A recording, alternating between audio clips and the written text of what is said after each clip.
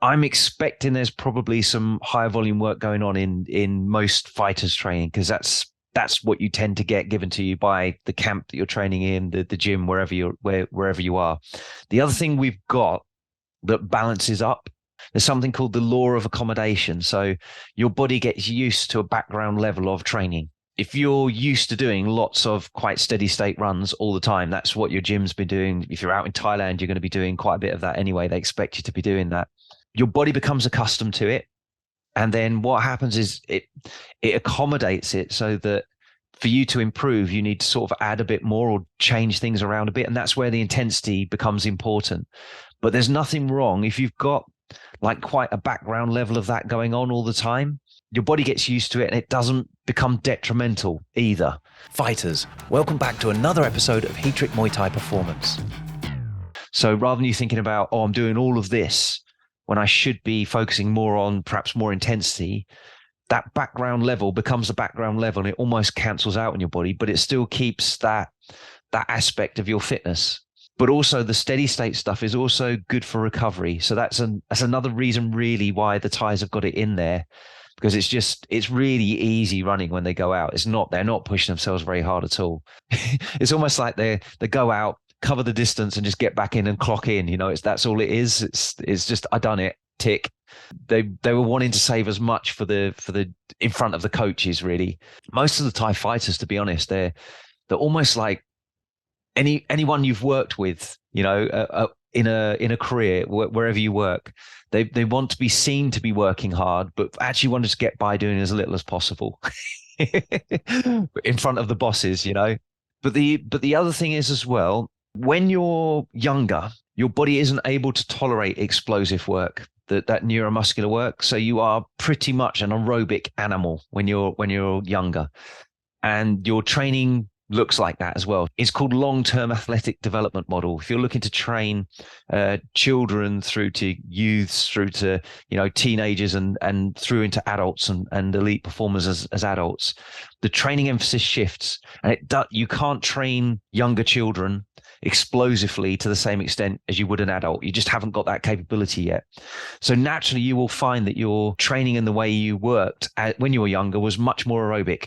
And it does shift as you become older. But the other thing is, as you become more explosive, it's also more demanding on energy when you choose to use it. It's almost like, if you've got like a car that's economical and does the long runs really well, it's not going to be the same as like a dragster that can do that sprint and it burns through rocket fuel, and it's like the energy's gone. So as we train you to have more of the explosive bit as well, it's more demanding on the energy systems. So you're looking to always balance, how much fuel tank have I got? I need a big capacity here. We need the aerobic stuff to build that up. But then also, if I'm now building an engine that's more like a hot rod as well, a dragster that's going to burn through the energy quicker, then depending on the sport you've got, although we want that capability, we don't want you to just default to going dragster mode, sprint. I've got no energy. You need to get better than, I feel, at being strategic in how you fight and how you use your energy, because you've now got that capability to burn lots of energy really quickly. So you need to be better at just going burn, break, and not just like, I went too long and now I've got no energy. It's as much about learning to pace yourself, both in training, because that comes out in fighting too, but definitely in the fight, so that you don't end up using this higher energy expenditure that you're now capable of, that could knock them out if you catch them, right? But then if you don't and they're still there, you're now too tired to do everything else that you need to do.